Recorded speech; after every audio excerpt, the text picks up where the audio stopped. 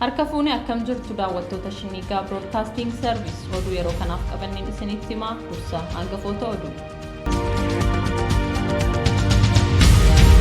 Dhaabbanni Feesbuukii qabiyyee waraana bilisummaa Oromoo Feesbuukii irraa haquu beeksise.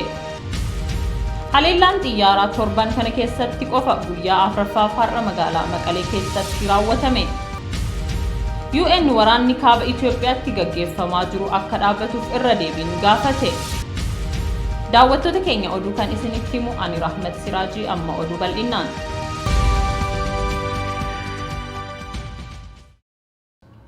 Dhaabbanni Feesbuukii qabiyyee waraana bilisummaa Oromoo fuula Feesbuukii irraa haquu beeksise. Kanarratti gabaasa qabna. Sabaahimaan hawaasaa guddichi Facebook waraana bilisummaa Oromoo fi qabiyyeewwan isa leellisan kaan Facebook irraa haquu mirkaneesse. Dhaabbanni Facebook waraana bilisummaa Oromoo tarree dhaabbilee fi namoota hamoo jedhu jala waan galcheef guutummaatti Facebookitti fayyadamuu akka hin dandeenye ugguruu hime. Dubbi himaan dhaabbata Facebook akka jedhetti waraanni bilisummaa Oromoo Facebook irraa kan uggurameef jaarmiyaalee hamoo keessumaa kanneen mootummaa hin ta'inii fi hokkora uuman imaammata jedhuun akka ta'e beeksisaniiru. Murtee Facebook kana ilaalchisee yaada kan kennan dubbi himaa waraana bilisummaa Oromoo Odaa Tarbii murteen kun gareewwan adda addaan sagalee saba Oromoo fi cunqurfamtoota biroo ukkaamsuuf dhiibbaa duula propoogaandaadhaan dhufeera jechuun ibseera.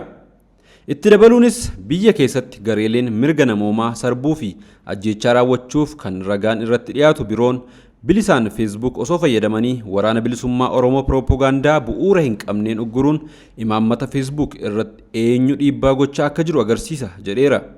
Gama biraatiin namoonni garaagaraa dhimma kana irratti yaada laatan akka jedhanitti dhaabbanni Facebook haqa waraana bilisummaa Oromoo hubachuu dhabuu irraa kana godhe jedhu. Kunis hanqina rogeeyyii fi qaama dhimma Oromoo nan dubbadha jedhu hundumaa bira jiruudhas jedhu. Dhaabbanni alaa fi warri adiin hammuma ati itti of beeksiste si beeku kan jedhan namoonni yaada kana kennan utuu kaayyoo waraana bilisummaa Oromoo qabsaa'uuf qaamni haalaan gadi qabee kanneen qabsoo bilisummaa Oromoo ija hamaan ilaalan kanneeniif beeksisu jiraate rakkoon akka kanaa hin mudatu ture jedhu. Dhaabbanni Facebook waraana bilisummaa Oromoo tarree dhaabbilee hamootti akka lakkaa'u kan taasise propoogaandaa mootummaan Abiyyi taasise ta'uu kan himan kanneen SHINNIIGAAF yaada kennan gocha dabaa akka kanaa Oromoo fi waraana isaa maqaa balleessu Oromoon hojii manee godhachuun irratti hojjetee irra aanu qaba jedhu. Mootummaan bilxiginnaa kan uummata Itoophiyaa shororkeessaa jiraatu kan ofii isaa dhaabbata hamoo jedhaman jalatti ramadamuun irra ture yeroo ammaa garagalchii dhaaba Oromoo haqa Oromoo falmu akka kanaan addunyaatti maqaa balleessuun yakka ulfaataa ta'uus eeru. Maqaan waraana bilisummaa Oromoo irratti barraa'e kun maqaa waraana kana ibsu utuu hin taane dhugumatti maqaa sirnoota mootummaa gonfoo Itoophiyaa hanga bara bilxiginnaa ibsuudha kan jedhan namoonni SHINNIIGAAF yaada kennan. Oromoon bakka jiru harka wal qabatee maqaa dabaa mootummaan Abiyyi ittiin waraana bilisummaa Oromoo farrajuuf dhaabbata Facebook dogoggora hubachiise kana hubannoo barbaachisu kennuun haqsiisuu qabaa jedhu. Mootummaan bilxiginnaa guutuu Itoophiyaa keessatti yakka sanyii duguuggaa sabaa fi sablammoota biyyattii irratti raawwachaa ofii isaa akka waan dhaaba qulqulluu ta'etti of beeksisaa jiraachuun isaa beekamaadha. Gabaasa dhiyaateef baay'isaa turaa SHINNIIGAA BROADCASTING SERVICE irraa. Haleellaan xiyyaaraa torban kana keessatti qofa guyyaa afuraffaaf har'a magaalaa Maqalee keessatti raawwatame. Mootummaan akka ibsetti xiyyeeffannaan haleellaa raawwatame kana bakka leenjii TPLFidha jedhee jira. Bakkichi osoo seeraan ala bakka TPLF namoota itti qacaru ta'uun dura bakka leenjii raayyaa ittisa biyyaa ture jedhee jira mootummaan Itoophiyaa. Dabalataanis bakkichi garee shororkeessaa ittiin jedhee wiirtuu neetworkii ta'uu tajaajilaa jechuun hime. Dubbi himaan TPLF Geetaachoo Raddaa haleellaan raawwatuu malee odeeffannoo bal'aa akka hin qabne Rooyitersiif himanii jiru. Haleellaan xiyyaaraa jimaata har'aa raawwatame torban kana keessa qofa yeroo afuraffaa dhufe. Haleellaa gaafa wixataa raawwateen daa'imman 3 du'uu UN himee jira. Haleellaa kamisa kaleessaa dura gaafa roobii raawwateen immoo namoonni 8 miidhamuu maddeen garaagaraa himaa turan. Mootummaan Itoophiyaa ergamni haleellaa raawwatamaa jiru bakka kuusaa meeshaa leenjii akkasumas meeshaa waraanaa TPLF itti suphu jedhee akka ta'e himee jira. Haleellaa yeroo raawwatamus lammiilee nagaa akka hin miineef of eeggannoon ni raawwatama jechuun hime. Hooggantoonni TPLF immoo xiyyeeffannoon haleellichaa lammiilee nagaati jechuun himatu. Lolli kaaba Itoophiyaatti eegalee waggaa guutuuf guyyoota muraasa qofatu hafe. Dhaabbanni biyyoota gamtoomanii haleellaa torban kana raawwate booda dhimmicha yaaddeessaadha jechuun ibsee jira. Dabalataan Ameerikaa fi gamtaan Awurooppaa qaamoleen lola kana keessa jiran lola dhaabanii mariitti akka deebi'an gaafatanii jiru. Mootummaan Raashiyaa ammoo ibsa fuula Tiwiitaraa ministeera dhimma alaa biyyattii irratti jimaata har'aa baaseen walitti bu'iinsi loltoota mootummaa fi adda bilisa baasaa uummata Tigraay jidduutti ta'aa jiruun walqabatee waan Itoophiyaa keessatti ta'aa jiru hordofaa jirra jechuun haala jiru tasgabbeessuudhaaf qaamoleen walitti bu'iinsa kana keessa jiran haalduree tokko malee dhukaasa akka dhaaban gaafanna jedhee jira. Torban darbe lolli akka haaraatti eegale jiraattonni qeerraa buqqaa akka jiran gabaafamaa jira. Haleellaa TPLF Affaarii fi Amaaraatti raawwatee jedhameen lammiilee nagaa 30 ajjeefamuu mootummaan himee jira. Himannaa kana irratti gama TPLFin wanti jedhame hin jiru. Sababa lola waggaa guutuuf deemu kanaan lammiileen nagaa hedduu fi miiliyoonaan kan lakkaa'aman immoo qeerraa buqqaanii jiru. Dhaabbileen idil addunyaa fi biyyoonni gurguddoon lolli dhaabbatee nagaan akka hiikamu carraaqqii taasisanis ammatti wanti milkaa'e miti. Sababa lola kanaan walqabatee naannoo Tigraay keessatti qofa uummanni 400 ta'uu fi xeebeerarra jiraachuu UN kana dura dubbatee ture. Finfinnee irraa kiiloomeetira 130 kan fagaattu magaalaa Dabra Birhaanitti oggurri sochii labsame jedhame. Waraana naannicha keessatti adeemaa jiruun qabiyyee lafa bal'aa fi kisaaraa lolaatiin muddama keessa kan seenee jiru bilxiginnaan naannoo Amaaraa ammas magaalota keessatti labsii dhoorkaa sochii daangessu baasuu itti fufee jira. Humnoonni Tigraay baatii lama dura magaalota akka Allamaaxaa, Qobboo, Waldiyaa fi Laallibalatti dhiyaachuu hordofee labsii uggura sochii magaalotaa kanneen keessatti buusaa kan ture sirni bilxiginnaa uggurri sochii kunis yeroo ammaa funyaan Finfinnee jala gahee jira. Humni ittisa Tigraay loltoota bilxiginnaa 1000 lakkaa'aman barbadeessuun magaalota murteessoo ta'an to'ate kallattii bahaa kibbaa fi lixa naannoo Amaaraatti sochii itti fufuun baatii tokko duras uggurri sochii kun magaalota akka Bahar Daar, Gondar, Dasee fi Kombolchaa keessatti babal'ataa dhufe. Bilxiginnaan naannoo Amaaraa ammas uggura kana itti fufuudhaan funyaan Finfinnee jalatti kan argamtu magaalaa Dabra Birhaan keessatti labsii uggura sochii namaa fi konkolaataa buusuun dhagahamee jira. Ibsi kominikeeshinii mootummaa bilxiginnaa magaalattii akka jedhutti yaaddoo nageenya kanarraa ka'uudhaan dargaggoonni fi jiraattonni magaalaa Dabra Birhaan qaamolee nageenyaa wajjin qindaa'uun nageenya naannoo eeguu qabu jedha. Itti fufuunis magaalaa Dabra Birhaan keessatti buqqaatonni hedduun qubatan waan jiraniif farreen nageenyaa juuntaa fi shanee jedhanii moggaasan buqqaatota kanneen itti makamuudhaan sodaa nageenyaa uumuu waan danda'aniif hordoffii jabaa irratti taasifamuu qaba jedha. Ibsi ugguraa fi murtiin magaalaa Dabra Birhaan keessatti bahe kunis dhalattoota Tigraay fi ilmaan Oromoo magaalattii keessaa fi naannoo ishee jiraatan saamuu fi ukkaamsuuf labsii bahe ta'uu muuxannoo kanaan dura magaalota biroo keessatti raawwataman irraa beekuun kan nama rakkisuu miti jedhamaati jira.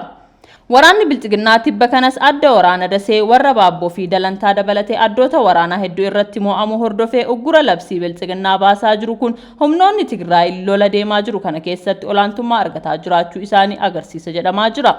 Sirni bilxiginnaa baatii lama dura uggura sochii magaalaa Allamaaxaa fi Qobboo keessatti labsee ture yeroo ammaa fageenya kiiloomeetira 460 duubatti deemee uggura sochii kana baasuun isaa biyyattiin guutumatti harka sirnichaatii bahaa akka jirtu agarsiistuu guddaadhas jedhamee jira.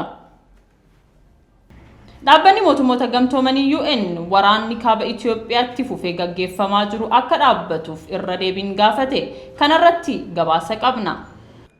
Dhaabbata mootummoota gamtoomaniin alattis biyyoonni gurguddoon gama lixaa fi dhaabbileen gargaarsaa irra deddeebiin waraanni Itoophiyaa kun mariin akka fala argatuu fi gargaarsi namoomaa bakka barbaachisu akka qaqqabuuf dhimmanii gaafachaa turaniiru. Miidhaawwan dabalataa fi gidiraan namoota nagaa irratti Tigraay, Amaaraa fi Affaar keessatti qaqqabu hambisuudhaaf qaamoleen walitti bu'iinsa kana keessatti hirmaachaa jiran walitti bu'iinsa kanarraa akka of qusatan waamicha keenya irra deddeebinee dhageessifna jedhan dubbi himaa itti aanaan dhaabbata mootummoota gamtoomanii Farhaan Haqii. Qaamoleen walitti bu'iinsa kana keessatti hirmaatan hundumtuu seera namoomaa idil addunyaa kabajuudhaan lammiilee nagaa fi misoomaalee bu'uuraaf eegumsa taasisuu qabu jedhaniiru. Itti aanaan dubbi himaa kun kana kan jedhan waraanni kaaba Itoophiyaa keessatti deemaa jiru yeroo cimee itti fufee jiruu fi humni federaalaa magaalaa guddoo Tigraay Maqalee irra deddeebiin haleellaa xiyyaaraa yeroo geggeessaa jiruttidha.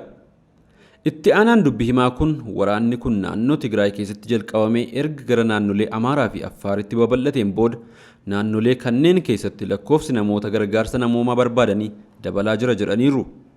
Mootummaan federaalaa to'atee kan ture naannoo Tigraay keessaa dhukaasa dhaabuu gamtokkee labsuun Tigraay keessaa bahuusaa hordofee finciltoonni TPLF deebisanii haleellaa raawwachuun naannoo Tigraay keessaa bakkeewwan hedduu deebisanii to'achuurra darbee naannolee ollaattis babal'achuun isaanii ni yaadatama. Haaluma kanaan humnoonni Tigraay walloo kaabaa fi kibbaa keessa bakkeewwan garaagaraa qabatanii jiru. Aanga'oota humnoota Tigraay keessaa tokko kan ta'an Jeneraal Tsaadiqaan Gabratinsaay naannolee Amaaraa fi Affaaritti mootummaa federaalaa irratti haleellaa kan bananiif mootummaa federaalaa irratti dhiibbaa gochuuf akka ta'e BBCtti himanii ture. Kaayyoowwan opereeshinii waraanaa isaanii keessaa tokko mootummaa federaalaa haaldureewwan dhukaasa dhaabuu humnoonni Tigraay kaawwatan fudhatee gara marii siyaasaatti akka deebisuuf dirqisiisuuf akka ta'e gaaffiif deebii BBC News Hour waliin taasisaniin dubbatanii turan Jeneraal Tsaadiqaan. Haleellaa finciltoota kana hordofee namoonni baay'een Walloo Kaabaa fi Kibbaa, Waag Himiraa fi Affaar keessaa buqqaaniiru. Mootummoonni gamtoomanii namoonni naannolee Amaaraa fi Affaar keessaa buqqaan miliyoona 1.7 ta'an gargaarsa namoomaa isa barbaachisa jedhee ture. Itti aanaan dubbii himaa dhaabbata mootummoota gamtoomanii Farahaan Haqii ibsa kaleessa gaazexeessitootaaf kennaniin akka dubbatanitti walitti bu'insichi babal'achuu hordofee lakkoobsi namoota naannolee Amaaraa fi Affaar keessatti gargaarsi namoomaa isaan barbaachisu dabalaa dhufuu isaa yaadataniiru. Gabaasa dhiyaateef baay'isaa turaa Shinniigaa Broadcasting Service irraa. Oduu biyya alaatiin Joe Biden Chainaan Taiwan kan haleeltu taanaan US Taiwan deeggarti jedhan. Pirezidaantiin Joe Biden Chainaan Taiwanin kan haleeltu taanaan US Taiwan deeggarti jedhan. Muddamni Taiwan fi Chainaa gidduu haalaan dabaree jira. Biden US Taiwan deeggarti jedhamanii gaafii gaafatamaniif eeyyee kaka'umsa sana gochuu qabna jedhan. Garuu dubbii himaan White House miidiyaalee Ameerikaa tokko tokkotti akka himanitti yaadni pirezidaantichaa imaammata jiru kan jijjiirsisu miti. Taiwan akkasuma deebii yoo laattu ibsi Biden Chainaa ilaalchisee ejjennoo qaban kan jijjiiru miti jette. US dhimma Taiwan deeggaruu irratti waggoota dheeraaf imaammata ifa hin taane hordofaa turte. Kana jechuun US beekaadhuma Chainaa yoo Taiwan kan haleeltu tahe maal gooti kan jedhu karaa ifa hin taaneen itti dhiyaachaa turte. Chainaan Taiwanin akka kutaa fottoqeetti ilaalti garuu guyyaa tokko humnaan deebisuu dandeessi. Garuu Taiwan akka kutaa walabaatti of ilaalti.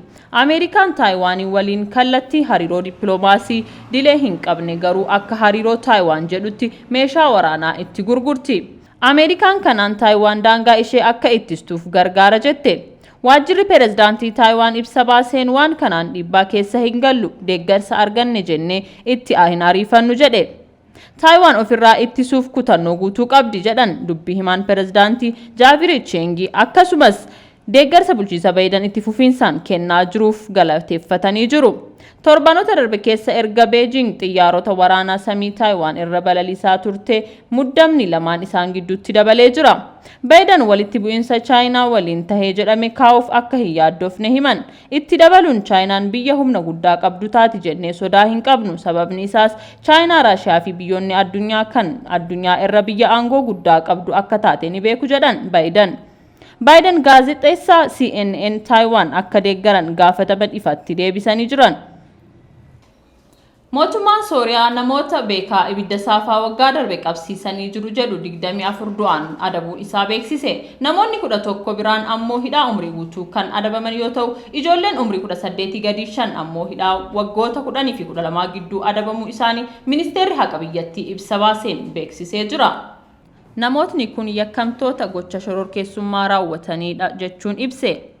Namoonni kun gaarreen naannoo qarqara galaanaa jiranitti fulbaana fi Onkoloolessa 2020 ibidda qabsiisuu isaanii akka amanan himee jira. Balaa ibiddaa kanaan namootni 3 du'anii jiru. Gartuuleen mirga namoomaa erga bara 2011tti waraanni waliin biyyattii keessatti eegalee pirezidaantii Bashar al-Assad namoota 1000 lakkaa'aman du'aan adabeera jedhanii amanu. Qorattoonni yakka UN gabaasa dhiheenya baasaniin namoonni ijaan argan akka itti himanitti namoonni shakkamanii hidhaman dhaddacha malee yookaan dhaddacha haqa hin qabne alatti mana murtiitti farra shororkeessummaa yookaan mana murtii waraanaan ajjeefamanii jiru jedhan. Bara darbe yeroo ibiddi saafaan kun ka'ee sababa qilleensa ho'aa waqtii sanaa itti hin beekamnee fi qilleensa ho'aa lixarraa dhufu akkasumas biqiltoota goggoganii lafarra jiraniin ta'uu danda'a jedhamee ture. Aangoonni naannichaa naannolee Laatakiyaa, Tartous, Homsii fi Hamaa keessatti ibidda saafaa 187 akka galmeessanii fi magaalotaa fi gandoonni 280 ta'an miidhamuu isaanii ministeerri haqaa ibsee jira. Dabalataanis lafti qonnaa hektaara 13,000 ta'uu fi lafti bosonaa hektaara 11,000 akka barbadaa'es ibsee jira. Sababii jijjiirama qilleensaan naannoleen lixa Meeditiraaniyaa keessatti ibidda saafaan baay'achaa dhufee jira. Daawwattoota keenya oduun yeroo kanaaf qabanne kan hanga ammaa ture qophiilee shinniigaa hafan waliin turtii gaarii.